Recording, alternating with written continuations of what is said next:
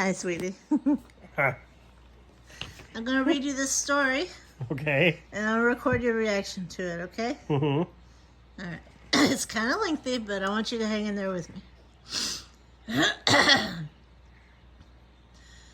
Banjo, a lovable bear with a passion for adventure, had always found solace in the beautiful melodies of Squidward's clarinet.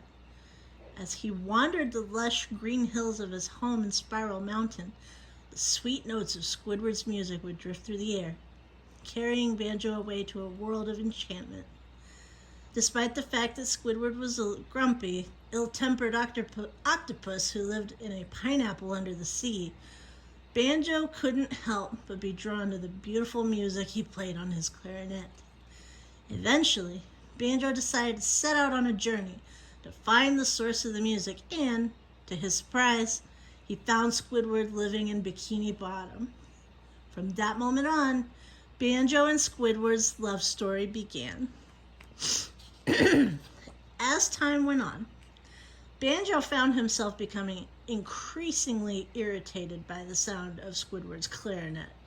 What once brought him so much joy was now grated on his nerves, and he couldn't understand why. He tried to ignore it, but the constant sound of the clarinet playing in the background made it impossible for him to enjoy his time with Squidward. He found himself snapping at Squidward, and the two began to drift apart. Banjo couldn't understand why he felt this way, and he didn't know how to fix it.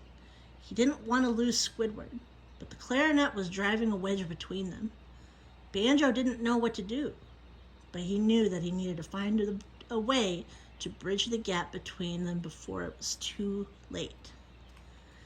Squidward, who was unaware of Banjo's growing dislike for the clarinet, was heartbroken when he noticed that Banjo was pulling away from him.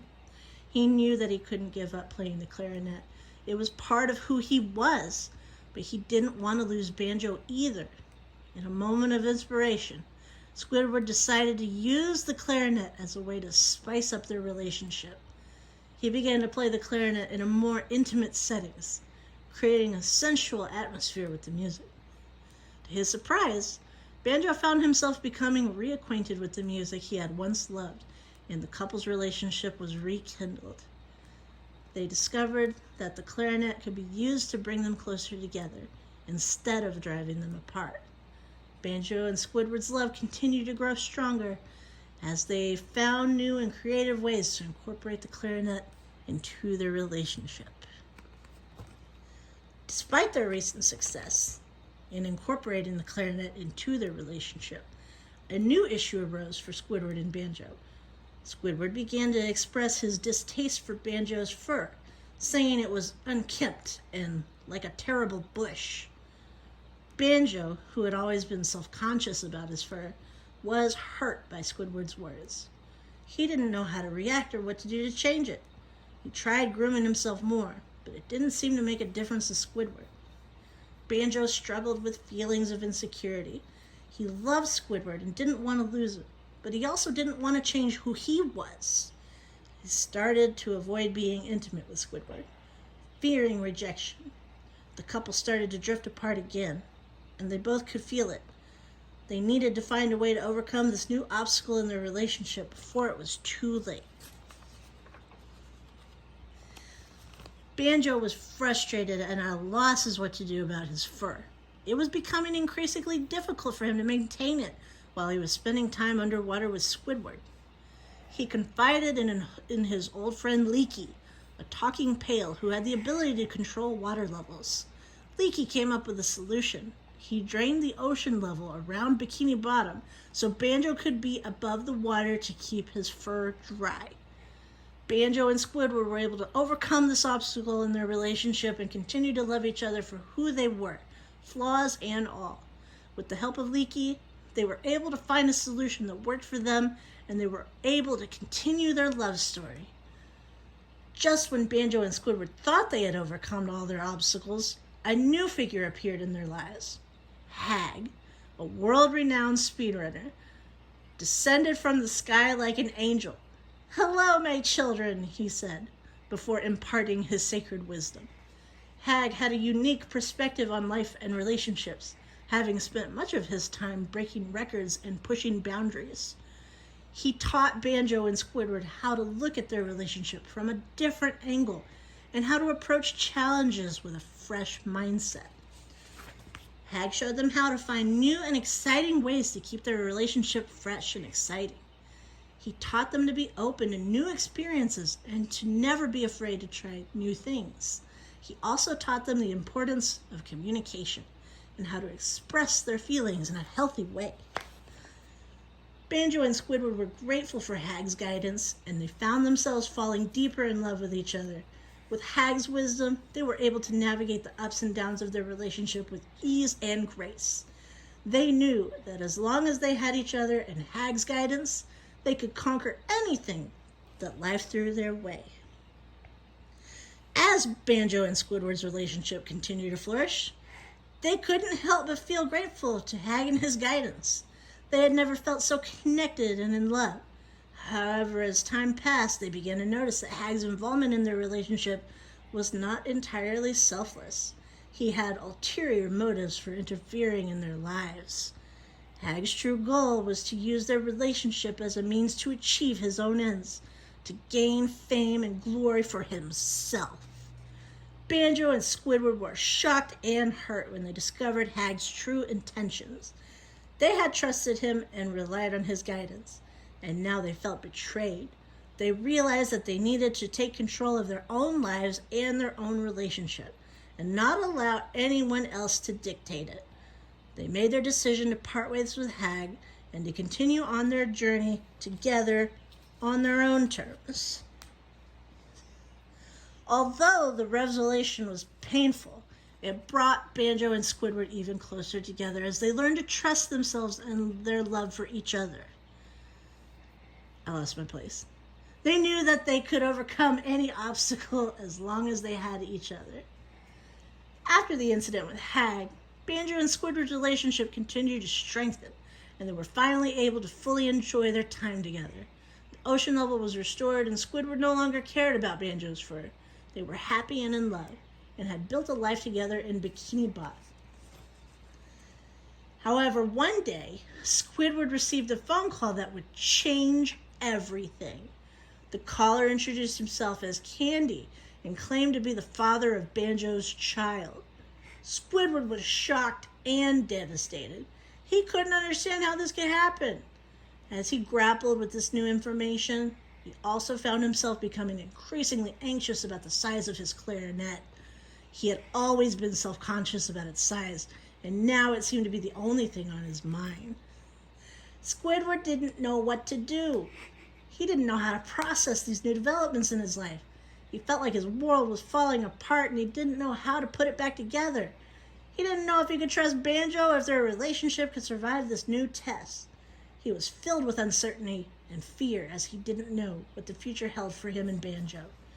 As Squidward struggled with the revelation of Banjo's supposed child, Hagg saw an opportunity to insert himself back into the couple's lives. He began to comfort out and reach out to Squidward in secret, meeting with him and offering words of comfort and support. Hagg knew that Squidward was vulnerable, and he used that to his advantage. He began to sow discontent into the relationship by coming on to Squidward. He would flatter him, make him feel special, and tell him that he deserved better than Banjo. He even went as far as to offer to wax Squidward's clarinet, which he was anxious about. Squidward, who was feeling lost and uncertain, found himself falling for Hagg's manipulation. He was confused and didn't know who to trust. Hagg's actions were tearing apart his relationship with Banjo, and he didn't know how to stop it. He found himself caught in a web of deceit, not knowing who to believe or what to do. Squidward's relationship with Banjo was hanging by a thread, and it was clear that Hagg's interference would have severe consequences for them. He was torn between his feelings for Banjo and the attention and comfort that Hagg provided him. He needed to make a decision, and fast, before it was too late. As the situation with Hagg and the supposed child continued to escalate, Banjo and Squidward found themselves facing an even greater threat. One stormy night, the reptilians, an alien race known for their abductions, came and kidnapped Hagg. Banjo and Squidward were devastated. They had grown to care for Hagg despite his manipulations. They knew they had to act fast if they wanted to save him. Without hesitation, Banjo and Squidward set off on an adventure to the Middle East, where the reptilians were rumored to reside. They traveled through treacherous deserts and climbed towering mountains, determined to rescue Hagg and bring him home. Along the way, they encountered many challenges, but their love for each other and their determination to save Hagg kept them going. Meanwhile, Candy Kong, a friend of Banjo and Squidward, was back in Bikini Bottom, eating candy and enjoying her time. She didn't know about the recent events, but she was happy for her friends. After a long and perilous journey, Banjo and Squidward finally reached the reptilian stronghold. They fought their way through hordes of aliens and, with the help of Hagg's speedrunning skills, they were able to rescue him and make their escape. As they made their way back home, Banjo and Squidward knew that their relationship had been tested like never before, but they had emerged stronger than ever. They had each other, and that was all that mattered. As Banjo and Squidward's love continued to grow, it caught the attention of the wrathful God Gamer, a powerful deity who was known to punish those who dared to love outside of his laws. He saw Banjo and Squidward's relationship as a threat to his authority, and he was determined to put an end to it. Hagg, who had come to regret his actions, warned Banjo and Squidward of the Goth Gamer's wrath. He knew that they were no match for such a powerful being as he urged them to be cautious. But Banjo and Squidward, fueled by their love for each other, refused to back down. The God Gamer unleashed his fury upon the couple, but Banjo and Squidward's love proved to be stronger than any god. Together, they were able to defeat the God Gamer and prove that love knows no bounds. Meanwhile, Candy Kong continued to eat candy, growing fatter with each passing day. She had no idea the events that had occurred, but she was happy for her friends. Banjo and Squidward's love had not only stood the test of time, but it had also stood the test of a god's wrath.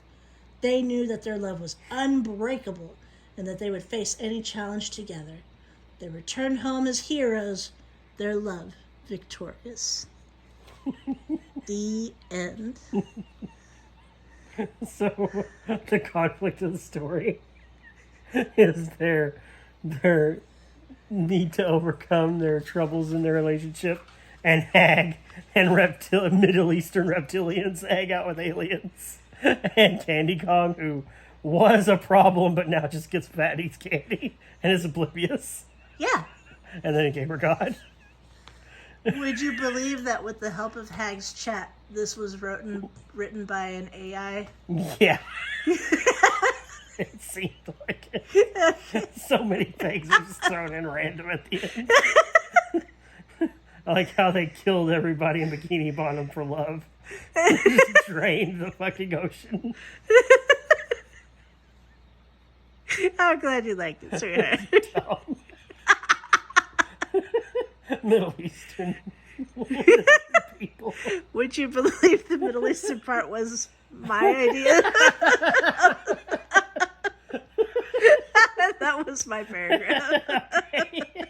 I know my husband's humor. That's fucked. Oh my god.